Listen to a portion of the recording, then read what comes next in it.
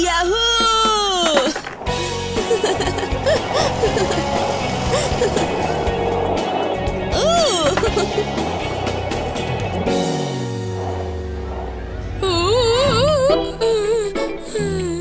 আদি কোথায়?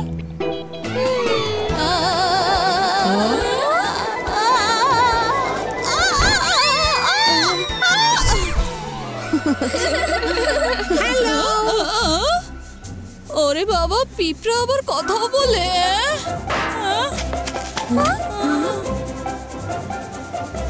কি খবর বন্ধু? হাই, ভালো। ও আমাদের কিছু বলতে চেষ্টা করছে।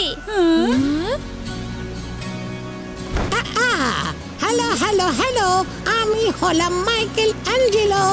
বিশ্বসেরা জনপ্রিয় ভাস্কর্য শিল্পী পিকাসোর মতো আমি একজন উচ্চমানের ভাস্কর্য শিল্পী। পার্থক্য শুধু ও ছিল মানুষ আর আমি হলাম একজন ঘুরে বেড়ানো পিঁপড়া। হ্যাঁ, পিঁপড়া আবার ভাস্কর শিল্পীও? হ্যাঁ, আমি কাঠের উপরে যেমন কারুকার্য করতে পারি তেমন কিন্তু আর কেউ পারে না। আমার একমাত্র স্বপ্ন হলো আমার এই প্রতিভা আমি যেন সারা বিশ্বকে দেখাতে পারি। ভেদা সিটিতে সব ভাস্কর্য শিল্পীদের প্রতিযোগিতায় আমন্ত্রণ জানানো হয়েছে নিজেদের সেরা জিনিসটা বানানোর জন্য।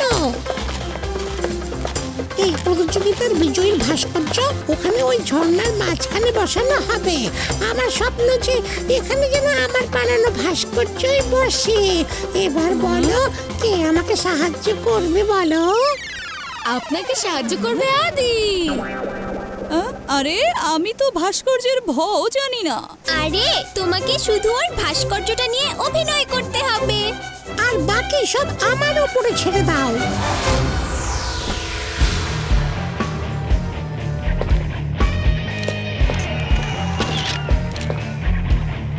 উনি আবার কে? উনি জনপ্রিয় ভাস্কর্য শিল্পী পেন্ডুরা। ভালো করে ভাবো, ওনার মতো প্রতিভাবান আর অভিজ্ঞ শিল্পীর সাথে জয়ী হতে পারবে? শোনো উদয়, সব জয় নিজের হাতে থাকে না, কিন্তু চেষ্টা তো আমরা করতেই পারি, তাই না? ঠিক বলেছো, আমি একজন সৈনিক পিঁপড়া, কখনোই হাল ছাড়ি না। আপনারা সবাই তৈরি আছেন আপনাদের সেরা কাজটা বানানোর জন্য? হ্যাঁ, অবশ্যই। তাহলে শুরু করে দিন, জয়ী হবার জন্য সেরা কাজটি বানান। আরে ভাই, আমি তো কিছুই জানি না, খামোখাই তোমরা আমাকে ফাঁসিয়ে দিলে।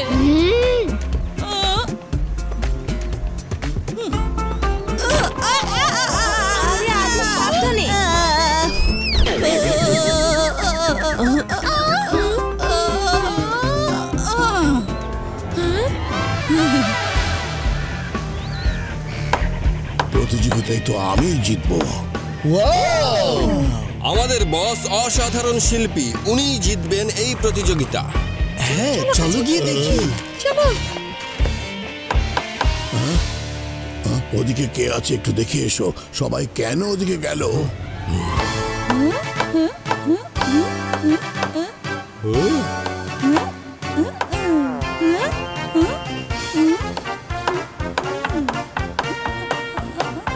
এটা কিন্তু সত্যি দারুণ হয়েছে।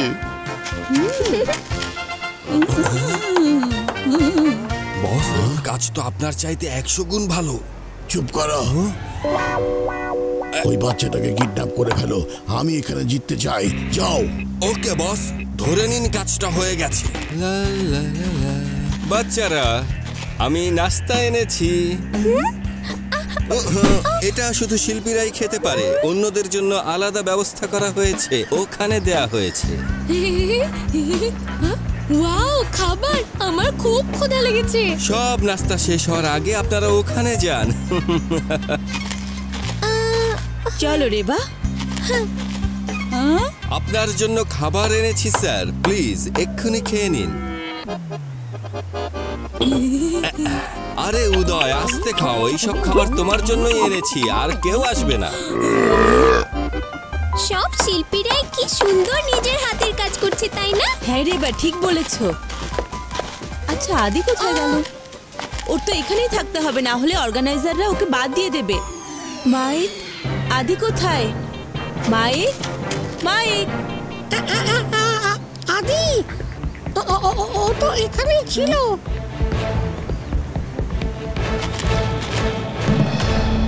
একটা গন্ডগোল মনে হচ্ছে, ওকে খুঁজে বের করতে হবে। মাইকেল, তুমি সবার চোখ এড়িয়ে তোমার কাজ করতে থাকো। আশা করি শেষ হবার আগে আদি ফিরে আসবে। দাঁড়াও, আমিও যাব তোমাদের সাথে। আজ যখন আমার প্রয়োজন ছিল তোমরা আমাকে সাহায্য করেছো, এবার আমার পালা।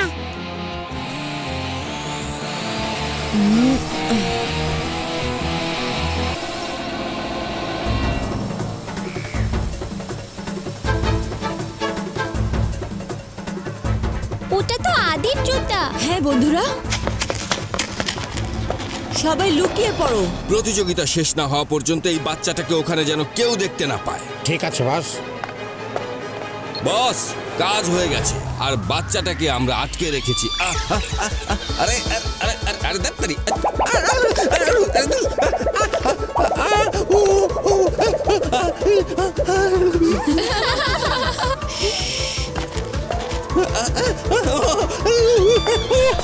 এখন না, আগে বস জিতুক, তারপরে নাচানাচি করা যাবে। এখন কেন নাচছো? হ্যাঁ,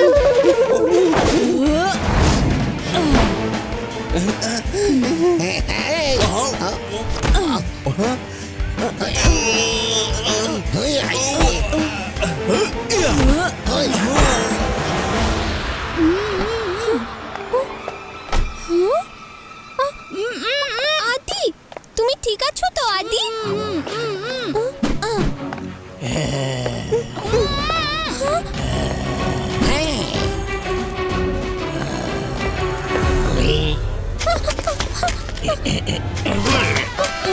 খোলো, খোলো।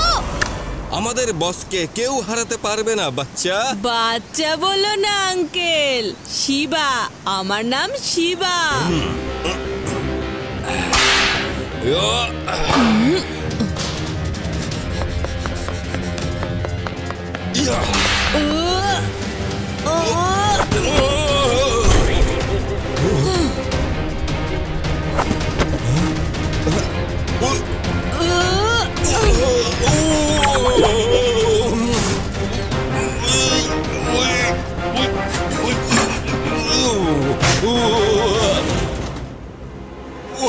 আঙ্কেল, কখনোই ভেদাসিটির ক্ষতি করার চেষ্টা করো না।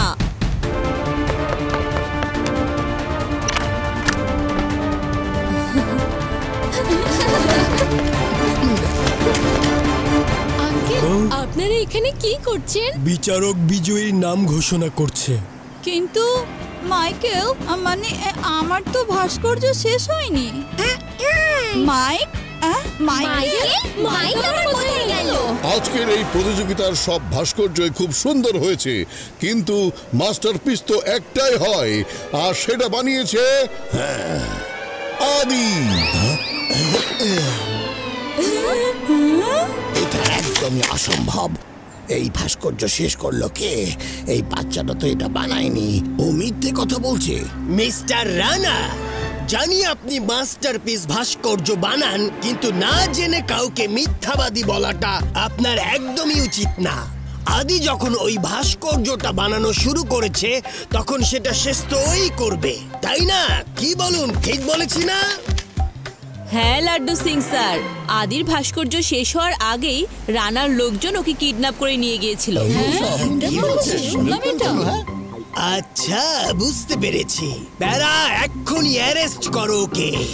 Yes sir. বস, তাড়াতাড়ি আসুন।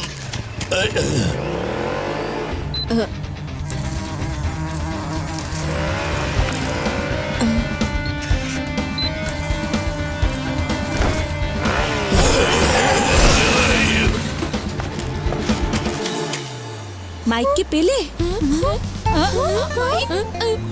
মাইকেল তো এখানেও। মাইক তো এখানেই।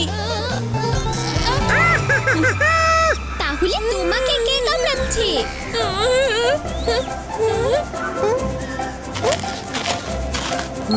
বন্ধুরা, আমার যমজ ভাই মাইলির সাথে পরিচিত হও। আমরা যখন ছিলাম না ওই ভাস্কর্য শেষ করেছি। আচ্ছা, তাহলে ও একজন ভাস্কর্য মাস্টার।